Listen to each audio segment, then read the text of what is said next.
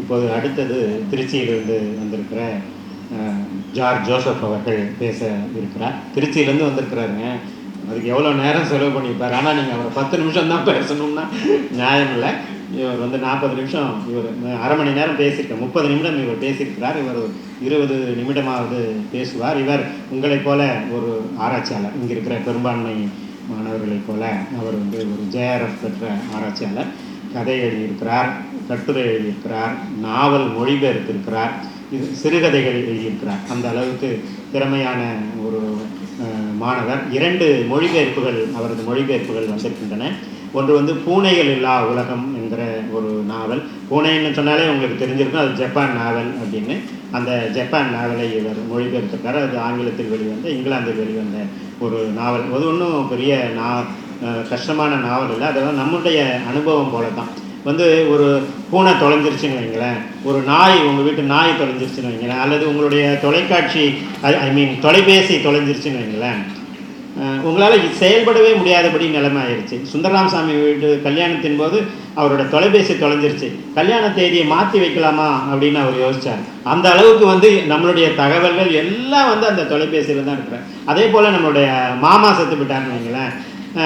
ஆனால் உலகம் என்ன நினச்சிட்டு இருக்குன்னா, மாமா செத்தாலும் பரவாயில்ல, தொலைக்காட்சி தொலைபேசி தொலைஞ்சாலும் பரவாயில்ல, உலகம் அப்படித்தான் இயங்கிட்டு இருக்கோம் அப்படின்னு நம்ம பொதுவாக நினச்சிட்டு இருக்கிறோம். ஆனால் அப்படி இல்லை. இதெல்லாம் வரலாறு சொல்கிறது, யதார்த்தம் சொல்கிறது. ஆனால் இலக்கியம் எப்படி சொல்லுமா? சொல்லாது. மாமா போயிட்டாருன்னா எல்லாமே போயிடுச்சு, தொலைபேசி போயிடுச்சுன்னா எல்லாமே போயிடுச்சு அப்படிங்கிற அந்த உணர்வு இருக்கு இல்லையா? அதை பற்றி பேசுகிற நாவல் தான் அந்த பூனைகள் இல்லா உலகம்ங்கிற நாவல். அதே போல் இன்னொரு நாவல் இஸ்மாயில்னு ஒரு நாவல். அந்த நாவல் டேனியல் குயின் அப்படிங்கிற ஒருத்தர் அமெரிக்க எழுத்தாளர் எழுதின நாவல். அது உலகத்தில் இருக்கிற எல்லா பிரச்சனைகளுக்கும் ஏதோ ஒரு முடிவு சொல்ல முடியுமா அப்படிங்கிறது மாதிரியான ஒரு போட்டினே வைங்களேன். அந்த போட்டியில் பரிசு பெற்ற நாவல் அது ஒரு பெரிய நிதி நல்கையெல்லாம் அந்த நாவலுக்கு கிடைச்சிது. அந்த இஸ்மாயில் அப்படிங்கிற அந்த நாவலை இவர் மொழிபெயர்த்திருக்கிறார். அது சூழலியல் சார்ந்த நாவல் தான் அப்படின்னு சொன்னாலும் கூட இஸ்மாயில் அதை ஒத்துக்கிறது, அவர் அந்த எழுத்தாளர் அதை ஒத்துக்கிறது இல்லை. அதாவது சூழலியல் வேற, வாழ்க்கை வேறன்னு ஆயிடுது, அப்படிலாம் இல்லை, இது வாழ்க்கையை பற்றிய நாவல் தான் அப்படிங்கிறாரு. அந்த நாவலை இவர் மொழிபெயர்த்திருக்கிறார். அப்புறம் 2 சிறுகதை தொகுப்புகளை அவர் வெளியிட்டிருக்கிறார். ஒன்று எமரால்ட் அப்படிங்கிற ஒரு சிறுகதை தொகுப்பு டிசம்பர் 23 வந்துச்சு. அதுக்கப்புறம் இப்போ பெருநெஞ்சன் அப்படிங்கிற ஒரு சிறுகதை தொகுப்பு இப்போது சமீபத்தில் வந்தது. அதில் இருக்கிற கதைகள் எல்லாம் கண்ணில் தண்ணி வர்றது மாதிரியான கதைகள்லாம் நான் படித்தேன். சாட்சிகள்னு ஒரு கதை, அது படிக்கும்போது உங்களுக்கு கண்ணில் தண்ணி வந்துருச்சு. இவ்வளவு உருக்கமாக அவர் எழுதியிருக்கிறார். அப்புறம் இந்த படைப்பிலக்கியத்தை பற்றி நான் கருத்து சொல்கிறதில்ல, என்னுடைய அனுபவத்தை மட்டும்தான் சொல்கிறேன். படைப்பிலக்கியத்தை பற்றிய, அதாவது இவரது கதைகள் பற்றிய கருத்து ஒன்று பெருமாள் முருகன் எழுதியிருக்கிறார். அதை மட்டும் சொல்லிவிட்டு நான் அவரை பேச அழைக்கலாம் என்று நினைக்கிறேன். அவருடைய முதல் தொகுப்பு, 2ஆம் தொகுப்பு, 2 தொகுப்புகளையும் வைத்துக்கொண்டு பெருமாள் முருகன் சொல்லுகிற கருத்து இது. மொழிபெயர்ப்பு கதைகளின் வாடை கருப்பொருள் தேர்விலும் மொழியிலும் முதல் தொகுப்பின் சில கதைகளில் தென்பட்டது. 2ஆம் தொகுப்பில் நிலை பெற்றிருக்கிறார். பெரிய பாராட்டுங்க. 2ஆம் தொகுப்பில் நிலை பெற்றிருக்கிறார். நடுத்தர வர்க்க பார்வையாளர் கோணமும் விளிம்பு நிலையினர் வாழ்வும் இயல்வதாக இவரது சொல்முறை இருக்கிறது. சரி தவறு பற்றிய முன் முடிவுகள் இல்லை. வாழ்வை அதன் போக்கில் லகுவாக அணுகுகிறார். இதுதான் பெருமாள் முருகனது பாராட்டு ஜார்ஜ் ஜோசப் பற்றி. இப்போது ஜார்ஜ் ஜோசப். அனைவருக்கும் வணக்கம். நான் ஒருவாறு என்னை தயார்படுத்திக்கிட்டு கட்டுரைக்குள்ளே போகலாம் அப்படின்னு இருக்கும்போது இப்படியான பாராட்டு சொற்களை சொல்லி கொஞ்சம் தடுமாற வைக்கிறார் நடுவர். இந்த கருத்தரங்கிற்கு பெருமாள் முருகனது சிறுகதைகள் பற்றி நான் பேசணும் அப்படின்னு என்னை அழைத்த பெருமாள் முருகன் ஐயா அவர்களுக்கும், என்னை பரிந்துரைத்த பல அதிகமான ஐயா அவர்களுக்கும், இந்த நிகழ்வு இவ்வளவு சிறப்பாக நடைபெற காரணமாக இருக்கக்கூடிய மணிகண்டன் ஐயா அவர்களுக்கும் எனது நன்றியை தெரிவித்துக் கொள்கிறேன். இங்கே வந்திருக்கக்கூடிய பெரியவர்கள், பேராசிரியர்கள், நண்பர்கள், எழுத்தாளர்கள் அனைவருக்கும் எனது வணக்கத்தை தெரிவித்துக் கொள்கிறேன். ஒரு 128 கதைகள் 1988லேருந்து இப்போ வரைக்கும் எழுதின கதைகளை பற்றி ஒரு 20 நிமிஷத்தில் பேசணும் அப்படிங்கிறது ரொம்பவே சவாலான விஷயம், சாத்தியமில்லாததும் கூட. கட்டுரையில் முடிந்த அளவுக்கு ஒரு 15 பக்கத்தில் என்ன சொல்ல முடியுமோ அதை சொல்லியிருக்கிறேன். சில முக்கியமான தருணங்களை மட்டும் இங்கே பேசலாம் அப்படின்னு நான் கருதுகிறேன். முதல் கதை வந்து கணையாளி அப்படிங்கிற ரொம்ப முக்கியமான பத்திரிகையில் நிகழ்வு அப்படிங்கிற ஒரு கதை வந்திருக்கு. கதை படித்த உடனே அசோகமித்ரன் பாணியிலான கதை அப்படின்னு நான் எழுதினேன் கட்டுரையில். ஒரு பேச்சில் ஐயா குறிப்பிட்டிருந்தாங்க, அப்போ வந்து அந்த இதழுக்கு அசோகமித்ரன் ஆசிரியராக இருந்தார் அப்படின்னு சொல்லிட்டு. ஒரு இதழை பற்றின பின்னணியோட ஒரு கதையை வாசிக்கும் போது அது இன்னும் பல திறப்புகளை நமக்கு அறிய கொடுக்குது. அதன் பிறகு தீவிர இடதுசாரி பத்திரிகையான மனவோசையில் பல கதைகளை எழுதியிருக்கிறாங்க. அதில் எல்லாம் வந்து தொடக்க கால கதையில் வந்து ஒரு லட்சிய கதாபாத்திரம், ஒரு லட்சிய இளைஞன், அந்த இடதுசாரிகளுக்கே உரிய அந்த புரட்சிகரமான இளைஞன் பாத்திரங்கள் அதெல்லாம் உள்ளே வருது. மெல்ல மெல்ல அந்த கதைகள்லாம் வந்து கரைந்து கிராமப்புறத்தை இந்தியாவினுடைய இல்லை தமிழ் மண்ணினுடைய வேருன்னு சொல்லக்கூடிய அந்த நாட்டுப்புறங்களை வந்து மையப்படுத்திய கதைகளை ரொம்ப தீவிரமாக அந்த மக்களினுடைய அகப்புறங்களை பேசக்கூடிய கதைகளை வந்து நிறையாவே எழுதியிருக்கிறாரு. ரொம்ப முக்கியமாக வந்து கதைகள் எல்லாமே வந்து படற்கையில் பெரும்பாலும் இருக்குது. தன்னை முன்னிலைப்படுத்திய இல்லை தன்னிலையில் கதாபாத்திரங்கள் பேசக்கூடிய கதைகள் வந்து வெகு குறைவு தான். ஒரு 5-6 கதைகள் அந்த மாதிரி எண்ணிடலாம். அப்படி வந்து கதைகள் வந்து தன்னிலையில் இல்லாமல் போகும்போது ஒரு பெரிய ஒரு சாதகம், ஒரு அட்வான்டேஜ் என்ன அப்படின்னா, பலருடைய கோணங்களை வந்து ஒரு கதையில் வந்து சொல்லிட முடியும். பெரும்பாலான எழுத்தாளர்கள் வந்து ஒரு வீட்டுக்குள்ளே நடக்கக்கூடிய ஒரு நிகழ்வு இல்லை வந்து ஒரு புற வாழ்க்கையில் நடக்கக்கூடிய ஒரு நிகழ்வாக இருந்தாலும் ஒரு தனி மனிதனுடைய உள வேட்கை இல்லை அவன் சந்திக்கக்கூடிய நெருக்கடி அப்படி எழுதிடுவாங்க எளிமையாக. பெருமானவர்கள் என்ன பண்ணுறாருன்னா, ஒரு ஊரே சேர்ந்து நடத்தக்கூடிய ஒரு திருவிழா இல்லை வந்து காதலித்து வெவ்வேறு சாதியை சேர்ந்தவர்கள் ஓடி போனவர்களை வந்து தேடக்கூடிய கூட்டம், இந்த மாதிரி பெரிய பெரிய நபர்கள் பங்கேற்கக்கூடிய இடங்கள், திருடனை பிடிக்கிறது, ஊரே சேர்ந்து வன்முறையில் ஈடுபடுறது, அந்த மாதிரியான பகுதிகள்லாம் எடுத்து பலருடைய மன ஓட்டங்களை இணைத்து ஆசிரியருடைய சார்பு இல்லாமல் எழுதக்கூடியதில் மிகப்பெரிய விருப்பனர் அப்படின்னு நான் நினைக்கிறேன். அந்த அளவில் ரொம்ப முக்கியமான ஒரு எழுத்தாளர். அப்புறம் சமீபத்தில் வந்திருக்கக்கூடிய ஒரு 3 சிறுகதை தொகுதிகள் தவிர மற்ற பெரும்பாலான கதைகளில் வந்து யுவதிகள், இளம் பெண்கள் கிடையாது. ஒரு மூதாட்டிகள், பூங்கிழவிகள், சின்ன குழந்தைகள், சிறுவர்கள் பற்றி இவ்வளவு கரிசனையோட இவ்வளவு ஆழமாக எழுதின எழுத்தாளர் வேறு இல்லைன்னே கூட சொல்லலாம் தமிழில். அந்த அளவுக்கு அவங்கள பற்றின வாழ்க்கையை எழுதியிருக்காரு.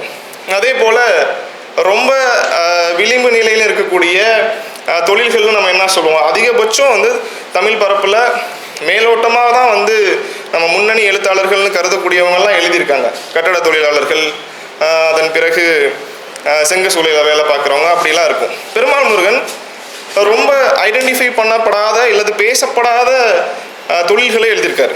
உதாரணத்துக்கு சென்ட்ரிங் வேலை செய்கிறவங்க, வீட்டுக்கு வந்து தகர ஓடு வைக்கிறவங்க, அதே மாதிரி இந்த வீட்டு கட்டுமான பணிகளில் கதவுகளை சிமெண்ட்டுக்குள்ளே ஒரு சித்திர வேலைப்பாடு பார்ப்பாங்க இல்லையா, அவங்கள பற்றின கதைகள்லாம் எழுதியிருக்காரு. அது அப்படியே இவரே வாழ்ந்து அனுபவித்த மாதிரி அந்த கதைகளை சொல்வார். ஒரு புறவழிச்சாலையில் நடு நிசியில் பஞ்சர் ஓட்டக்கூடிய தொழிலாளர்களுடைய மனநிலை எப்படி இருக்கும் அப்படின்னு ஒரு கதை எழுதியிருப்பார். ஒரு கிராமப்புறங்கள்லேருந்து நகர்ப்புறத்துக்கு பணி செய்யக்கூடிய வரக்கூடிய ஒருவன் நேர்முக தேர்வை எதிர்கொள்ளணும். அப்போ ரூம் எடுத்து தங்க முடியாது, பொருளாதார செலவு வந்து அதற்கு ஈடு கொடுக்க முடியாது. அப்போ என்ன பண்ணுவான் அப்படின்னா, ஒரு வாழை மண்டியில் நூற்றுக்கணக்கான நபர்கள் வந்து நிர்வாணமாக குளிக்கக்கூடிய இடத்துல அதை அசிங்கம்னு கேலி பண்ணிக்கிட்டே உள்ளே வந்துட்டு அவனும் அதே போல் குளிக்கக்கூடிய ஒரு காட்சியை காட்டுவார். இந்த மாதிரி விளிம்பில் இருக்கக்கூடிய மனிதர்கள், அவர்களுடைய தொழில்கள், இதெல்லாம் கதையோட்டத்தில் உறுத்தாமல் இந்த தொழில்களில் பேசுவதன் வழியாக ஒரு பண்பாடையும் அந்த கதைக்குள்ளே இருக்கக்கூடிய நெருக்கத்தையும் காட்சிப்படுத்தக்கூடிய வலிமை படித்தவர் வந்து பெருமாள் முருகன் சொல்லலாம். அப்புறம் வந்து ரொம்ப எளிமையாக வந்து இப்போ மெட்ராஸ் யூனிவர்சிட்டியை பற்றிய ஒரு கதை எழுதுகிறாங்க அப்படின்னா, இந்த பல்கலைக்கழகத்துக்கு வெளியே என்னென்ன இருக்குது, எதிர்ப்புறத்தில் என்ன சிலை இருக்குது, அந்த சிலைக்கு அப்பால் பீச் வரை என்ன இருக்குது அப்படின்னு சொல்லி இங்கே இருக்கக்கூடிய ஒரு மாணவரால் எழுத முடியும். பெருமாள் முருகன் இதை எழுதுவார், ஆனால் இடத்தை குறிப்பிட மாட்டார். பெரும்பாலான கதைகளில் ஊர் பேர் வராது. அருவி என்ற ஒரு சிறுகதை உண்டு. அந்த சிறுகதையில் அவர் கொடுக்குற டிஸ்கிரிப்ஷன், அவர் கொடுக்குற விவரணைகளை வைத்து பார்க்கும்போது ஏற்காடு பகுதியில் இருக்கக்கூடிய ஒரு அருவியை சுட்டுகிறார் அப்படின்னு தெரியும். ஆனால் அங்கே போயிருக்கவங்களால தான் அதை உணர்ந்துக்க முடியும். அது வந்து அவர் இடத்தை அதிகம் குறிப்பிடாமல் எழுதியதுக்கு பின்னாடி அவர் சந்தித்த நெருக்கடிகள் கூட ஒரு காரணமாக இருக்கலாம். அதே போல் திருட்டு பற்றி அவர் ரொம்ப அனுசரணையோட கரிசனையோட திருடர்களை பற்றி அவர் எழுதின கதைகள் வந்து ரொம்ப முக்கியமானவை. வெள்ளி மீன் ஒரு கதை, புஞ்சை வாழைன்னு ஒரு கதை, முத்தம்னு ஒரு கதை. சமீபத்தில் ஒரு பல்கலைக்கழகத்தில் ஒரு அசம்பாவிதம் நடந்தது. அதை தீமாக கொண்ட ஒரு கதை வந்து முத்தம். தனிமையில் இருக்கக்கூடிய காதலர்களை மிரட்டி துன்புறுத்தக்கூடிய ஒரு கொள்ளையனை பற்றின ஒரு கதை. அந்த கொள்ளையன் தன்னை போலவே அந்த காதலன் வந்து ஒரு நாள் முழுக்க ஒரு ஜவுளி கடையில் நிற்கக்கூடிய ஒரு வேலை செய்கிறான் அப்படின்ற ஒரு கணத்தில் அந்த இடத்துல அந்த இருவரையும் வந்து விட்டு செல்லக்கூடிய ஒரு காட்சியை பதிவு செஞ்சிருப்பார். முழுக்க முழுக்க ஒரு கதைகளில் மனிதர்களை கரிசனையோடு அணுகக்கூடிய ஒரு பாங்கு இருக்கும். ஆனால் அந்த கரிசனை வந்து வெளிப்படையாக வந்து இதமாக கோதிவிடக்கூடிய மயிலிறகு போலலாம் இருக்காது. ரொம்ப துன்புறுத்தக்கூடிய வலி நிறைந்த வன்மையான காட்சிகளை கொடுத்துக்கிட்டே இருப்பார். அதை படிக்கும்போது நம்ம உருகுவோம், இல்லை நம்ம கோவப்படுவோம். ஆனால் இதையெல்லாம் பேசுவதன் வழியாக அவர் என்ன பண்ணுவார்னா மனிதர்கள் கடைபிடிக்க வேண்டிய அற்புத பண்பான கருணையையும் மனித மாண்பையும் பேசிக்கொண்டே இருப்பார். ஒரு பேரிலக்கியவாதிகளுக்கே உரிய குணமாகி அதை வந்து அவர் தொடர்ந்து கடைபிடிக்கிறத நம்ம பார்க்க முடியும். அப்புறம் இந்த பீக்கதைகள் தொடர்பானவை. இப்போ ஒரு சபையில் பீக்கதைகள் அப்படின்ற வார்த்தையை சொல்லும் போதே இருக்கக்கூடிய நெருடலை ரொம்ப காலத்துக்கு முன்னாடியே உடைத்தவர் வந்து பெருமாள் முருகன். சமூகத்தில் நம்ம வந்து அன்றாடம் புழங்கக்கூடிய சொற்கள் அதெல்லாம் கதைகளில் வந்து தாராளமாக புழங்கும். அந்த பீக்கதைகளில் இருக்கக்கூடிய ரொம்ப முக்கியமான அம்சம் என்ன அப்படின்னா, நாற்றம் அப்படின்ற ஒன்று இருக்கு இல்லையா? இந்த மனிதர்கள் சுவாசிக்கக்கூடியதில் வரக்கூடிய நாற்றம், இருக்கக்கூடிய காட்சிகள், அதன் பின்னாடி அப்புறம் நுகரக்கூடிய பொருட்கள், இது எல்லாத்துலேயுமே ஒரு வெளி இருக்கு, எல்லாத்துலேயுமே சாதிய விளையாடுது அப்படிங்கிறத கதைகளில் ரொம்ப நுட்பமாக பதிவு செஞ்ச ஒரு ஆசிரியர் வந்து பெருமாள் முருகன் சொல்லலாம். அப்புறம் இந்த ஒரு பொய் ஒன்று உண்டு. இந்த பொருளாதார வசதி வந்துருச்சு அப்படின்னா சாதி பார்க்க மாட்டாங்க அப்படின்ற ஒரு பொய் உண்டு. பொருளாதார வசதி வந்துருச்சு, இல்லை இணக்கமாகிட்டாங்க, நண்பர்களாக இருக்காங்க அப்படின்னா சாதி பார்க்க மாட்டாங்க அப்படின்னு சொல்லிட்டு அதையெல்லாம் இல்லை அப்படின்னு மறுக்கக்கூடிய பல கதைகள் வந்து உள்ளே இருக்கதை நம்மளால் பார்க்க முடியும். அப்புறம் ரொம்ப முக்கியமான கதை வந்து வருகரின்னு ஒரு கதையை சொல்லலாம். இந்த சேத்துமான் கதைகள் அப்படின்றதுல திரைப்படமாகவும் வந்திருக்கு. இந்த வருகரி கதையில் வந்து பன்னி வேட்டையாடுறதுக்கு ஒரு தலித் ஒரு தாத்தா போவார், பூச்சிங்கிற தாத்தா. அந்த பூச்சி தாத்தாவை ஒண்டிக்கிட்டு குமரேசன் அப்படிங்கிற ஒரு சிறுவன் கூட ஓடி போவான். அந்த பூச்சி தாத்தாவுக்கே இவங்க இனாமாக கொடுத்தா சில துண்டுகள் கிடைக்கும். அந்த துண்டுக்கு ஆசைப்பட்டு கொண்டு இந்த குமரேசன் அப்படிங்கிற சிறுவனும் போவான். கடைசியில் என்ன நிகழும்னா, அந்த பங்கிட்டு கொள்ளக்கூடிய பங்காளிகள் இருவரும் சண்டை போட்டுட்டு இடையில தடுக்க போன பூச்சி தாத்தாவுடைய கையை வெட்டிடுவாங்க. கடைசியில் அந்த தாத்தாவுக்கு துணையாக அவருடைய பேரன் மட்டும்தான் நிற்பான். இது வந்து ஒரு சம்பவத்தை சொல்லக்கூடிய, இல்லை விளிம்பு நிலையில் இருக்கக்கூடியவங்க எப்படி வந்து பண்ணை நிலையில் இருக்கக்கூடியவர்களுக்கு மேட்டுக்குடியினர்கள் வேலை செய்கிறாங்க அப்படின்ற மாதிரியான ஒரு கதையாகவும் எடுத்துக்கலாம். ஒரு உருவக கதையாக மாற்றி இன்னைக்கு வந்து தலித் தலைமையில் இருக்கவங்களும் தலித்துகளும் எப்படி பங்காளி கட்சிகளுக்கு வேலை செய்யப்பட்டு கடைசியில் காவு வாங்கப்படுகிறார்கள் அப்படின்னு சொல்லக்கூடிய ஒரு உருவக கதையாகவும் அதை நம்ம எடுத்துக்கலாம். அந்த மாதிரி பல்வேறு சாத்தியங்களுக்கு இடம் கொடுக்கக்கூடிய கதைகளை வந்து பெருமாள் முருகன் வந்து எழுதியிருக்கிறாரு. அப்புறம் கதை முழுக்க இருக்கக்கூடிய கதாபாத்திரங்களுடைய பேர் வந்து ரொம்ப சுவாரஸ்யமாக இருக்கும். முருகேசு, அதுக்கப்புறம் குமரன், பாலன், குமராசு, கதிர்வேல், எல்லாமே அந்த முருகனை சுற்றிய பெயர்களாக தான் இருக்கும். பெருதெய்வங்கள் அப்படின்னு நீங்கள் பெருசாக பார்க்க முடியாது முருகனை தவிர. சிறு தெய்வங்கள் தான் தொடர்ந்து பேசிக்கிட்டே இருக்காரு. சிறு தெய்வங்களில் பேசும்போது சிறு தெய்வங்கள் ஒரு விழா எடுக்கிறாங்க, ஒரு கருப்பசாமிக்கு ஒரு விழா எடுக்கிறாங்க அப்படின்னா ஒரு குடும்பத்தில் இருக்கக்கூடிய அந்த குளங்களை சார்ந்த கொத்துக்களை சார்ந்த எல்லாரும் வந்து படையலிட்டு பொங்கலிட்டு விழா எடுத்துகிட்டு போகிறாங்க அப்படின்றதெல்லாம் நிறைய கதைகளில் ஒரு 4-5 கதைகளில் சிறப்பித்து காமிச்சிட்டே இருக்காரு. அதுக்கு பின்னாடி சாதியம் எப்படி இருக்குது, இந்த விழாவின் மூலயமா ஒரு சடங்கின் மூலயமா சாதியத்தை எப்படி தக்க வைக்கிறாங்க கிராம மக்கள், அதெல்லாம் காட்டுறாரு. இன்னொரு வகையில் இந்த விழாக்களுடைய அழகியில சொல்லிக்கிட்டே இருக்கிறது மூலயமா அந்த சாதியத்தை வந்து மெச்சப்படுதோ அப்படின்ற கேள்வியும் நமக்கு வருது. அதை இவ்வளவு அழகியலோட அதை எதிர்க்காத கதை மாந்தர்கள் வந்து நிரம்பி இருக்கணுமா அப்படிங்கிற ஒரு கேள்வியும் வந்து அது மாதிரியான கதைகள் எழுப்புதுன்னு சொல்லலாம். அப்புறம் திருமண பாடு அப்படின்னு ஒன்று இருக்கு இல்லையா, அது வந்து கொங்கு எழுத்துல வந்து நிரம்பி வழியுது. பெருமாள் முருகன் வந்து அதை பற்றி முழுமையாக கங்கணம் அப்படின்னு ஒரு நாவல் எழுதியிருக்கிறாங்க. ஆனால் நான் வாசித்தது இல்லை. இந்த சிறுகதைகள் முழுக்க வாசிச்சுட்டு நான் அவர்கிட்ட கேட்டேன், திருமண பாடுகள் பற்றி இத்தனை கதைகள் இருக்கு.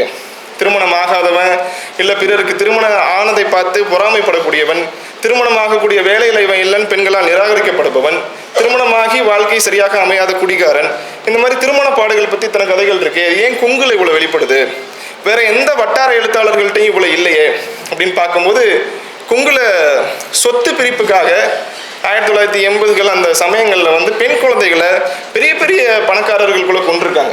அந்த பிரச்சனையினுடைய வெளிப்பாடு தான் பின்னால் திருமண பாடுகளுக்கு பெண் கிடைக்காம போனதெல்லாம் வெளிப்பட்டிருக்கு. இன்ன வரைக்கும் பெருமாள் முருகனை போலவே அவருடைய அரிச்சூட்டை தொடர்ந்து வாமு கோமு, மதன் ராமலிங்கம், இந்த மாதிரி பல்வேறு கொங்கு பகுதியை சேர்ந்த எழுத்தாளர்கள் வந்து திருமண பாடம் இன்றைக்கும் எழுதிட்டு தான் இருக்காங்க.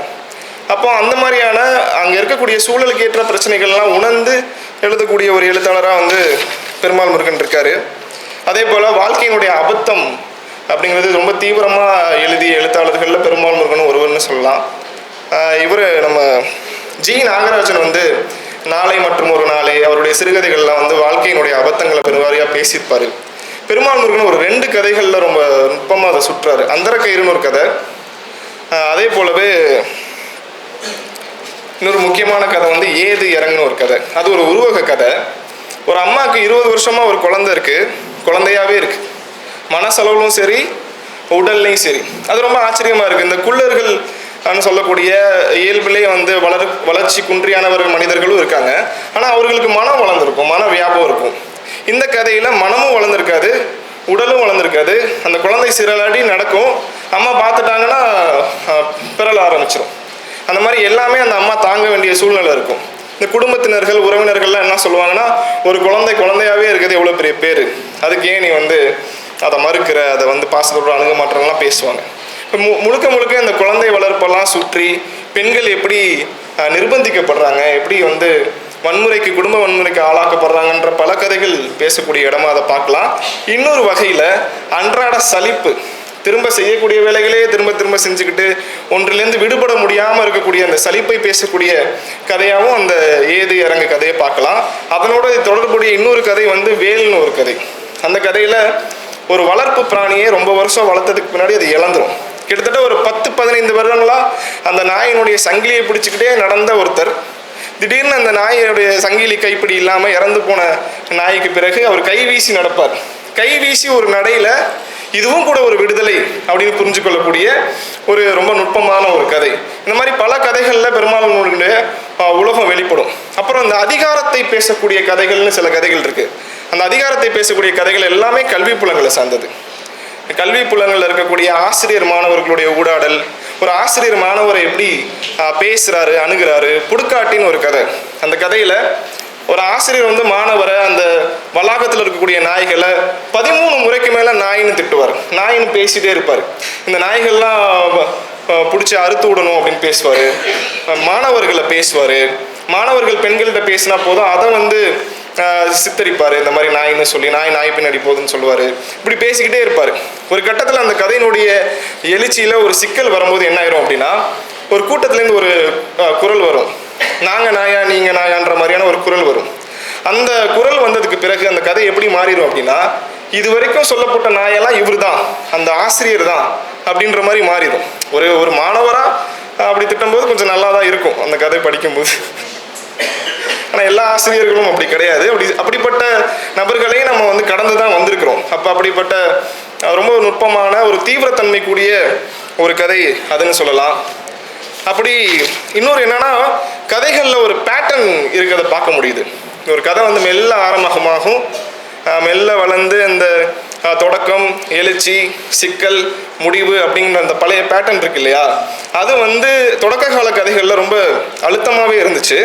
பின்னாடி அந்த கதைகள் குறிப்பாக இப்போ வந்திருக்கக்கூடிய இந்த விலங்குகள் வளர்ப்பு பிராணிகள் சார்ந்த கதைகளில் அது ரொம்ப வெகுவாரியாக உடஞ்சிருக்கு. வளர்ப்பு பிராணிகள் பற்றி எழுதும்போது அதுலேயும் ஒரு பேட்டர்ன் இருக்கு. ஆனால் அதை ஒரு உத்தியாகவே பயன்படுத்துகிறாரு. வளர்ப்பு பிராணிகளுக்கு பேர் வைக்கிறது, அதுங்க வந்து குடும்பத்தோட இணக்கமாகிறது, அப்புறம் அதை வைத்து குடும்பத்துக்குள்ளே வரக்கூடிய சிக்கல்கள், அப்புறம் அதன் மூலயமா அதுக்கான தீர்வு இல்லை வேறு வகையான மன விசாலம், அப்படி அந்த கதை பயணிக்குது. அப்போது அந்த பேட்டர்ன்களை உடைத்து எழுதுறது, பேட்டர்னுக்குள்ளே எழுதுறது, இந்த மாதிரி எல்லா வித முயற்சிகள் செஞ்சுருந்தாலும் பரிச்சாத்த முயற்சி, ஒரு இசங்களுக்கு போய் நான் கதை எழுதுறேன் அப்படின்ற மாதிரியான எந்த வேலையும் வந்து பெருமாள் முருகன் தன்னுடைய கதைகளில் செய்யலை. ஏன்னா அப்படி செஞ்சுருந்தா இந்த கதைகளில் இயல்பாக இருக்கக்கூடிய ஜீவன் இருந்திருக்குமா அப்படின்றது சந்தேகம். ஏன்னா கிராமங்கள் தோறும் நான் கிராமங்களை ஊடுருவி எழுதிய கதையினால தான் அந்த ஜீவன் இருக்குது. நகரங்களில் வாழ்ந்துருக்கிறாரு, இதே பல்கலைக்கழகங்களில் PhD வரையும் படிச்சிருக்காரு. நகர வாழ்க்கையும் அவரால் எழுதியிருக்க முடியும். ஆனால் நகர வாழ்க்கை அப்படிங்கிறது ஒரு கடந்து போகக்கூடிய ஒரு கிராசிங் மாதிரி தான் அவருடைய கதைகளில் வருதே தவிர கிராமங்களில் தான் மையமிட்டிருக்கு. அவர் வேறு நகரங்களில் கேள்விப்படுற செய்திகளை கூட கிராமத்தை மையப்படுத்தி கிராமங்களில் உருவகப்படுத்தி எழுதியிருக்கிறார் அப்படிங்கிறது நமக்கு தெரிய வருது. அதுக்கப்புறம் நுங்கு அப்படிங்கிற ஒரு சிறுகதை, ரொம்ப முக்கியமான சிறுகதை, கொஞ்சம் வேடிக்கையாகவும் இருக்கும் அந்த சிறுகதை. ஒருத்தர் 12வது வரையும் நல்லா படித்தவன், இலக்கிய வாசிப்பு கூட உள்ளவன், காலேஜ் போயிட்டு இது வேஸ்ட் ஆஃப் டைம்னு சொல்லிட்டு ஆடு மேய்க்க வந்துடுறான். தன்னுடைய அப்பா கிட்ட இருக்கக்கூடிய ஆடுகள்லாம் தான் மேய்க்கிறதுக்கு பொறுப்பு எடுத்துக்கிறான். அந்த ஆடு மேய்க்கக்கூடிய சமயங்களில் ஆடு மேய்ச்சிட்டு இருக்கும்போது ஒரு மரத்தின் நிழலில் அமர்ந்து புத்தகம் படிக்கிறான். நூலகத்திலேருந்து எடுத்துகிட்டு வந்த புத்தகங்களை. மாதத்துக்கு ஒரு நாள் சினிமா, வெளியில் சாப்பாடு அப்படிங்கிறதே அவனுக்கு ஒரு போதுமானதாக இருக்குது. ஒரு சராசரியாக ஒரு டிகிரி முடிச்சுட்டு போய் 15,000 20,000 சம்பாதிக்கிறத பட்டியை மெயின்டைன் பண்ணுறது, அதுக்கப்புறம் ஆடுகளை விற்கிறது மூலயமா மாதம் சம்பாதிச்சுட்டு போயிடலாம் அப்படிங்கிற ஒரு மனக்கணக்கு அவன்கிட்ட இருக்குது. ஆனால் பொண்ணு கொடுக்க மாட்டாங்க.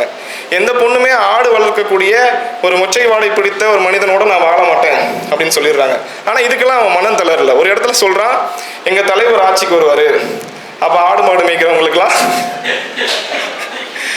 அரசு பண்ணி கொடுப்பாரு அப்படின்னு சொல்லுவான். இது வேடிக்கையாக இருந்தாலும் ஒரு கட்டத்தை நம்ம இந்த இடத்துல நுட்பமாக உள்வாங்கணும். அதாவது நவீன வாழ்க்கை சார்ந்த மரபார்ந்த வேலை மீதான மதிப்புகள் குறையும் போது அந்த மரபான வேலையை செய்யக்கூடியவர்கள் தங்களுடைய வேலையை யார் மதிக்கிறாங்களோ அதை நம்புகிறாங்க. அது களத்தில் நம்மளால் பார்க்க முடியுது. அதை வெளிப்படுத்தக்கூடிய கதையாக அந்த நுங்கு கதை திரும்பி இருக்கு. இன்னொன்று, அந்த கதை அந்த கதைன்னு இல்லை, இன்னும் ஒரு சில கதைகள் கூட சில கூறுகள் இருக்குது. அது என்ன அப்படின்னா, கிராமப்புறங்களுக்கு திரும்புதல் அப்படின்ற சில கூறு. இப்போ சமீப நாட்களாக ஒரு 10-15 ஆண்டுகளாக இந்த திரும்புதல் அப்படின்றது ஒரு கோட்பாடாகவே மெல்ல உருமாறிட்டு வருதோ அப்படின்ற ஒரு கேள்வி இருக்குது. ஊர் திரும்புதல், ஊர் பண்பாடுக்கு திரும்புதல் அப்படின்ற போர்வையில் சாதியத்துக்கு திரும்புறது, அதுக்கப்புறம் கடவுளுடைய ராஜ்யத்துக்கு திரும்புதல் அப்படிங்கிற பேர்வையில் சனாதனத்துக்கும் மதத்துக்கும் திரும்புறது, அப்புறம் சூழலியத்தின் பேரால் திரும்புறது அப்படின்ற மாதிரி சில நல்ல பக்கங்களும் இருக்குது. அப்போ திரும்புதல்ன்ற ஒரு கோட்பாடு மெல்ல எழுந்து வருதோ அப்படிங்கிறத இந்த கதை கொண்டு நம்மளால் புரிஞ்சுக்க முடியும். எப்படி 60-70களில் மேற்கத்திய உலகில் ஹிப்பி கல்ச்சர் பெருகி பின்னாடி அமிழ்ந்து போச்சோ, அது மாதிரி இந்த திரும்புதல்ன்ற பார்வை எழும்பி அமிழ்ந்து போகலாம், அல்லது அதுவே ஒரு புதிய கோட்பாடாக கிளைத்து கொண்டு வளரவும் செய்யலாம் அப்படின்றத இவருடைய கதைகள் மூலயமா பார்க்க முடியுது. ஒரு 128 சிறுகதைகளை எழுதிய சிறுகதை ஆசிரியர் 30-40 வருடங்களாக இயங்கியவர் என்ற மூலயமா பார்க்கும்போது ஒருவருடைய கதைகளை வைத்து சமூக மாற்றங்கள், அரசியல்கள், அது சார்ந்த கோட்பாடுகளை வகுத்து கொள்ள முடியும். அது மாதிரியான ஆய்வுகளும் இவருடைய கதைகள் மேலே நிகழ்த்தப்படணும் அப்படிங்கிறது என்னுடைய பார்வை. அப்புறம் மாணவர்களுக்காக ஒரு செய்தி சொல்லணும் அப்படின்னா, அடிக்கடி குடிக்கக்கூடிய நபர்களால் ஏற்படக்கூடிய துன்பங்களை இவர் கதைகள் பேசிகிட்டே இருக்கும். சுவாரஸ்யமான ஒரு செய்தி என்ன அப்படின்னா, எல்லாருமே பீர் தான் குடிப்பாங்க. ஒரு பீருக்கு மேலே குடித்தா மட்டையாயிருவாங்க. சில்லுன்னு இருக்கணும் பீர். அந்த மாதிரியான சில அடிக்கடி வெளிப்படக்கூடிய பகுதிகளும் உண்டு. அப்புறம் தூக்கத்தை பற்றி அதிகமாக தமிழில் எழுதினவர் பெருமாள் முருகன் நான் கருதுகிறேன். ஏன்னா தூக்கம் அன்றாடத்தில் இருக்கக்கூடிய ஒரு விஷயம் இல்லையா, உணவு, இருப்பிடம், உடை மாதிரி தானே. ஆனால் அதை பெருசுப்படுத்தி யார் எழுதுனது பார்த்ததில்லை. தூக்கம் இல்லாமல் போகிறது, தூக்கத்தில் கனவாக வர்றது, நிறைவான தூக்கத்தை சுகிக்கிறது, வயதானவர்கள் தூக்கம் இல்லாமல் அவதிப்படுவாங்க. அப்படி வயதானவர்களை தூங்குறதை பார்த்து சக வயதானவர் பொறாமப்படுறது, இந்த மாதிரியான விஷயங்களை அவர் தொடர்ந்து பேசிக்கிட்டே இருக்கிறத பார்க்க முடியும். அப்புறம் தனித்தமிழில் சொன்னால் புணர்வரை அப்படின்னு ஒரு கதை, இந்த கதையோட நிறைவு செய்யலாம்னு நினைக்கிறேன். அந்த கதையில் இந்த மாணவர்கள்லாம் சேர்ந்து இருவர் சந்தோஷமாக இருக்கக்கூடியதை தடுப்பாங்க. இந்த கதையும் கூப்பாரா எழுதின ஆற்றாமை அப்படின்னு ஒரு சிறுகதை உண்டு. ரொம்ப முக்கியமான சிறுகதைகளில் ஒன்று. அதில் தன்னுடைய வீட்டில் தன்னுடைய கொழுந்தனும் அவருடைய மனைவியும் ஒன்றா இருக்கக்கூடியதை தடுக்கக்கூடிய ஒரு அண்ணி இறுதியில் இப்போ உனக்கு நிம்மதி தானா பேயே அப்படின்னு தன்னை திட்டிக்கிற மாதிரி அந்த கதையை கூப்பாரா முடிப்பார்.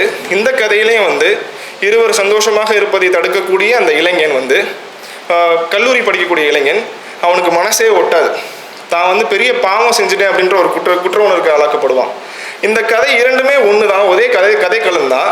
பெருமாள் முருகன் என்ன ஸ்பெஷலாக இதில் பண்ணியிருக்காரு அப்படின்னா, அவருடைய பாணியில் எடுத்துக்கிட்டு இந்த கதைக்கும் மாணவர் உலகத்துக்கும் பேராசிரியருக்கும் கல்லூரிக்கும் எந்த சம்மந்தமும் இல்லாமல் இதை எழுத முடியும். ஆனால் இதெல்லாம் உட்புகுத்தி எழுதுவாருன்னு நினைக்கிறேன். இன்னும் கல்வி புலம் சார்ந்த ஆய்வுகள் சார்ந்த பல வேடிக்கையான விஷயங்கள்லாம் ஒரு கதைக்குள்ளே வரல. எதிர்காலத்தில் வரும்னு எதிர்பார்க்கலாம் என்று நினைக்கிறேன். அப்புறம் இந்த வளர்ப்பு பிராணிகள், செல்ல பிராணிகளை வளர்க்குறதன் மூலயமா அந்த செல்லப்பிராணிகளே நம்மளை விட அதிகமாக இன்னொருத்தர் மேலே பாசம் வச்சிருச்சு அப்படின்னா அந்த செல்லப்பிராணிகளை அடிக்கிறது, அதுங்களை உதாசீனப்படுத்துறது, இந்த மாதிரியான விஷயங்கள்லாம் நிறைய காட்சிப்படுத்துறாரு. இப்போ அதன் மூலயமா நமக்கு என்ன தெரிய வருது அப்படின்னா, செல்லப்பிராணியை உண்மையிலே நேசிக்கிறோமா? செல்லப்பிராணியை நேசிக்கிறோம் அப்படின்ற பேரில் தன்னைத்தான் தான் மனுஷன் நேசிக்கிறான், அதுதான் நடக்குது அப்படிங்கிற பண்பை மனுஷ சுவாபத்தை காட்டிகிட்டே இருக்காரு. விலங்கு மனுஷனாக மாறுறதையும் மனுஷன் விலங்காக மாறக்கூடிய கதைகள்லாம் பெருவாரியாக எழுதியிருக்காரு. இறுதியாக நான் எழுதினதை வாசித்து இந்த கட்டுரையை முடிக்கலாம்னு நினைக்கிறேன்.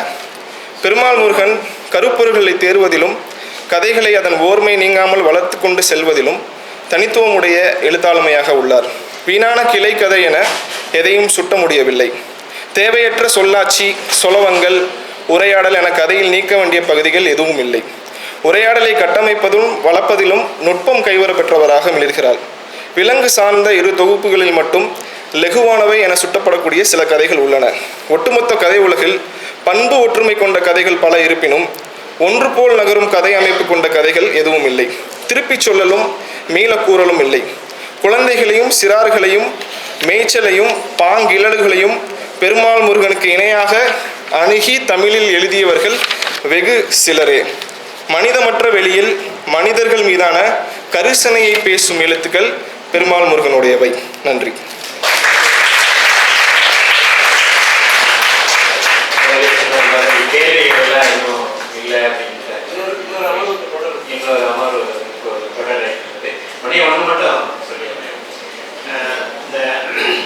திருமணம் தொடர்புல கொங்கு பகுதியில் இருக்கிற விஷயங்களை அதிகமாக பேசியிருக்காரு அப்படின்னு சொல்லும்போது அவர் ஒன்று சொன்னார். கொங்கு பகுதியில் இருக்கிற பெரிய வசதியானவர்கள் தன்னுடைய பெண் குழந்தைகளை கொண்டுட்டாங்க சொத்துக்காக அப்படின்னா அது என்னன்னு புரியல. பழைய காலத்துல பார்த்தீங்கன்னா உங்களுக்கு பெண்களுக்கு சொத்துரிமை கிடையாது. அதனால அவங்களுக்கு அந்த கல்யாணம் பண்ணி ஏதோ கொடுக்குறாங்கல்ல, அதோட அவங்க திருப்தி அடைஞ்சு போயிடுவாங்க. அதோட அந்த